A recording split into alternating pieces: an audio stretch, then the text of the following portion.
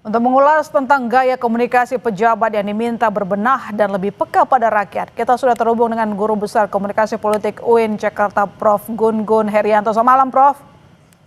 Selamat malam, Mbak My Sister. Ya, Prof, satu persatu elit politik dan pejabat negara bersuara, tapi komunikasi pejabat yang nirempati terlanjur memicu kegaduhan. Bisa meredam situasi ke depan? Iya, akan bergantung pada pola komunikasi yang dibangun ya. Ini pelajaran sangat baik sekali dari mereka yang kemudian bermasalah supaya tidak terulang di masa mendatang bahwa sensitivitas retoris ya dari pejabat politik baik di legislatif maupun di eksekutif itu sangat perlu dan signifikan perannya. Ini kan ada basis persoalan mendasar, My Sister, yaitu soal ketidakadilan, ketidakpastian, ketidaknyamanan yang berlangsung di tengah masyarakat dan itu membentuk gap ya komunikasi. Dan itu kemudian seperti disiram ya oleh bensin api yang membara itu dengan pernyataan yang menurut saya tidak sensitif sekaligus kehilangan logiknya. Ya, kan ada yang bilang misalnya dengan diksi yang tidak pantas disampaikan di muka publik sekaligus narasi tentang kebijakan yang tidak nyambung, misalnya soal kenaikan tunjangan. Harusnya kan jelas ya dari aspek legalnya sampai kemudian pemahamannya. Dan itu kemudian tidak bisa disampaikan oleh anggota DPR yang kemudian menyampaikan itu ke khalayak luas sehingga kemudian memantik kemarahan. Dan ini sebenarnya hanya trigger ya dari sekian peristiwa yang sebenarnya sudah berlangsung lama, yaitu soal ketidakadilan, ketidaknyamanan, ketidakpastian yang seharusnya difasilitasi oleh pola komunikasi yang lebih produktif dan sensitif. Ada akumulasi kemarahan lalu kemudian dipancing lagi sama legislatifnya sehingga membuat rakyat marah, merasa disakiti gitu ya, Prof? Iya, sebenarnya kalau mau jujur bukan hanya dari legislatif tapi juga beberapa pejabat di eksekutif ya, menteri ya, kemudian juga ya kepala PCO dan lain-lain ya. Ini kan sebenarnya kumulatif. Jadi waktunya untuk berbenah soal bagaimana memastikan komunikasi publik dari pemerintah dan legislatif itu bukan di peran pinggiran, tapi harusnya di arus utama. Karena hampir seluruh negara demokrasi tidak akan sukses kalau kebijakan tidak difasilitasi oleh komunikasi kebijakan yang baik. Ya, seperti yang Anda bilang, Prof, komunikasi ini kan adalah persoalan yang mendasar. Tapi kalau yang seperti Anda bilang juga tadi, komunikasi elit sama respons persoalan terus picu kontroversi, legislatif maupun eksekutif.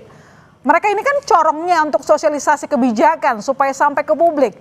Jadi apa yang bisa kita tangkap di sini? Kenapa gaya komunikasinya justru bikin gaduh, Prof? Menurut saya ini karena ketiadaan ya basis knowledge ya terkait dengan protokol komunikasi di level tinggi ya. Dalam konteks ini adalah legislatif dan eksekutif itu kan sudah struktur politik.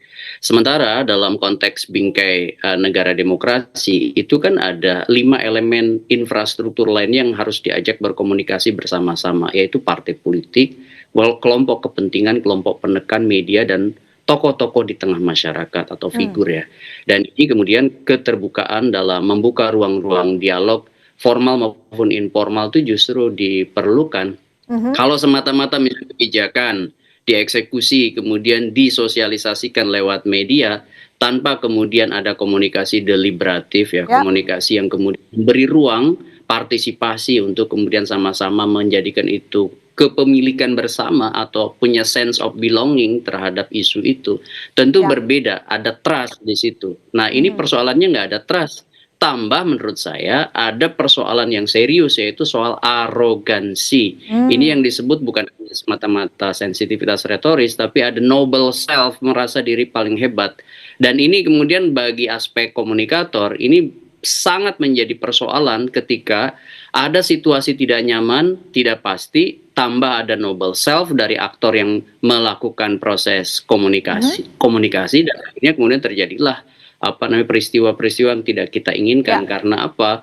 Logika publik ya kadang-kadang kan beragam ya, ekspresinya juga beragam sehingga kemudian ada kemarahan yang difasilitasi, apalagi kemudian muncul banyak free rider di situ. Artinya komunikasi yang buruk didasari dari ketidakpekaan melihat masalah. Itu poinnya, Prof. Persis ya, itu yang masih saya sampaikan. Kepekaan itu sangat penting karena tanpa kepekaan kita tidak akan pernah bisa melihat persoalan utamanya akibat apa? Selalu perspektifnya dibangun atas perspektif dirinya. Iya, Sementara padahal misalnya kepekaan itu modal menjadi pemimpin, menjadi orang yang mewakili suara rakyat gitu kan, Prof? iya, dan di situ kan letak substansi wakil rakyat, letak substansi mandat rakyat juga bagi eksekutif. Ya, mereka dipilih dari pemilu yang salah satu prinsip kontestasi elektoral itu adalah representativeness. Oleh karena itu, maka ketika misalnya mereka mewakili rakyat di DPR dan mengemban mandat kuasa rakyat Ya. di eksekutif, ya, itu maka kebutuhannya adalah mendengar ragam aspirasi yang muncul di tengah masyarakat, sekaligus ya bukan hanya mendengar tapi juga mengartikulasikannya, mengeksekusi di ragam kebijakan yang tidak hanya terjebak pada formalisme dramaturgi seremonial. Ya, dramaturgi seremonial ya cukup dengan retorika, cukup dengan drama-drama joget begitu ya. Sementara substansi kebijakan yang kemudian pro rakyat itu harus dibangun dari nalar yang kemudian berbasis pada bukti, dan evidence base itu menjadi kertas kebijakan yang lazim di negara-negara maju yang kemudian demokrasinya menguat begitu. Ya, lalu kalau kejadiannya sudah seperti ini, apa yang harus dibenahi para pejabat untuk mengembalikan kepercayaan publik, Prof? Apakah dengan tadi menonaktifkan anggota parlemen sudah cukup menenangkan publik? Singkat saja, Ya, Prof. menurut saya tiga yang harus dilakukan. Yang pertama, itu mereka yang kemudian merasa bertanggung jawab atas peristiwa kumulatif kemarin, baiknya memang mundur kalau di DPR, di PAW, begitu ya. Kalau di eksekutif, mundur digantikan oleh pejabat lainnya. Yang ada hope, yang masih ada hope. Kemudian yang kedua, ada tindak lanjut dari pernyataan Presiden ya. Contohnya misalnya bagaimana moratorium kunker, termasuk juga menindaklanjuti kasus Afan Kurniawan. Itu harus clear, konkret, dan bukan hanya pada Afan tapi pada seluruh rangkaian peristiwa kekerasan yang terjadi di situ. Dan jangan seperti kemarin ya, Prof, seakan-akan semua menghilang ketika rakyatnya datang ke gedung DPR, WFH lagi. Iya, dan terakhir menurut saya penting juga untuk mengingatkan ini non-violent movement. Jadi gerakan itu harus anti kekerasan. Jadi negara berkeadaban itu basisnya adalah tanpa kekerasan. Jadi kalau kemudian sekarang ada kemudian resonansi soal kekerasan, baiknya memang dihindari karena apa? Ya jelas kan pesannya sudah sampai bahwa ini ada ketidakadilan yang harus ditindaklanjuti bukan hanya oleh legislatif tapi juga oleh eksekutif. Baik, semua harus dengarkan rakyat karena rakyat adalah tuannya. Yang gaji rakyat. Ya kan, Prof? Selamat malam, Prof. Terima kasih telah bergabung di Kompas Malam.